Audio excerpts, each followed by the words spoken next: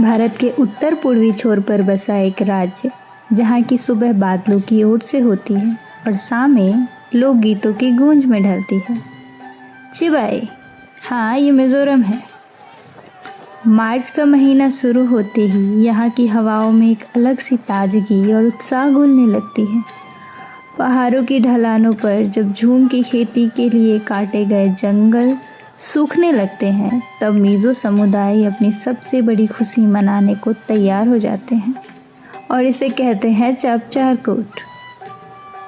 चापचारकूट शब्द दो शब्दों से मिलकर बना है। चाप, जिसका अर्थ होता है काटे गए बांस और पेड़, और कूट, जिसका अर्थ होता है त्योहार। 15वीं शताब्दी के आसपास सुआईपुई गांव से शुरू हुआ यह उत्सव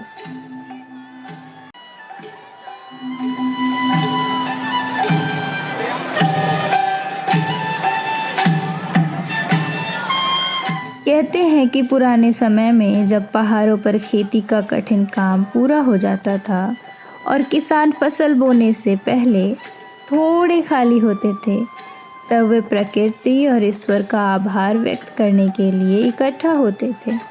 यह केवल एक मनोरंजन नहीं था, बल्कि कड़े परिश्रम के बाद मिली मानसिक शांति और समुदाय की एकजुटता का उत्सव था।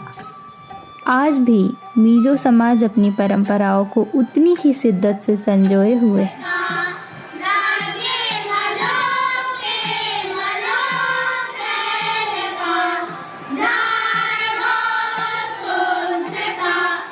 उत्सव के दिन पूरा मिजोरम रंगों में नहा जाता है। पुरुष खुआलपुई पहनते हैं और महिलाएं अपनी पारंपरिक हुआनचे शॉल में बेहद खूबसूरत लगती हैं।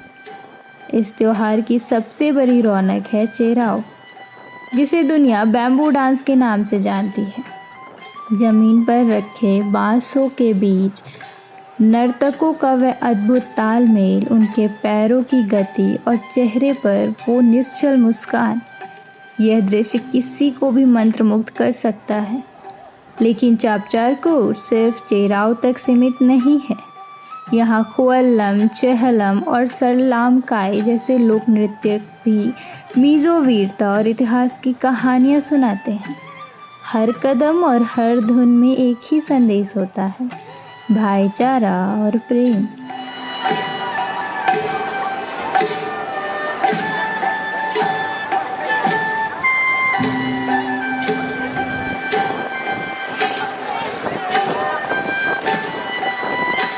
इस उत्सव का एक और गहरा पहलू है तवागेना। यह मिजो संस्कृति का वह मूल मंत्र है जो दूसरों की निस्वार्थ सेवा और विनम्रता सिखाता है। चापचारकूट के दौरान कोई भी अकेला नहीं रहता। पूरे गांव के लिए सामुदायिक भोज का आयोजन होता है, जहां पारंपरिक व्यंजनों का स्वाद हर किसी के दिल को जोड़ देता है। यह उत्सव केवल नाच गाने का नहीं, बल्कि अपनी जड़ों की ओर लौटने और उन्हें सम्मान देने का जरिया है।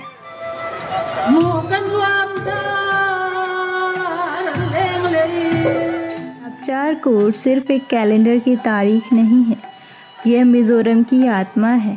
यह हमें सिखाता है कि कठिन परिश्रम के बाद खुशियाँ मनाना कितना ज़रूरी है।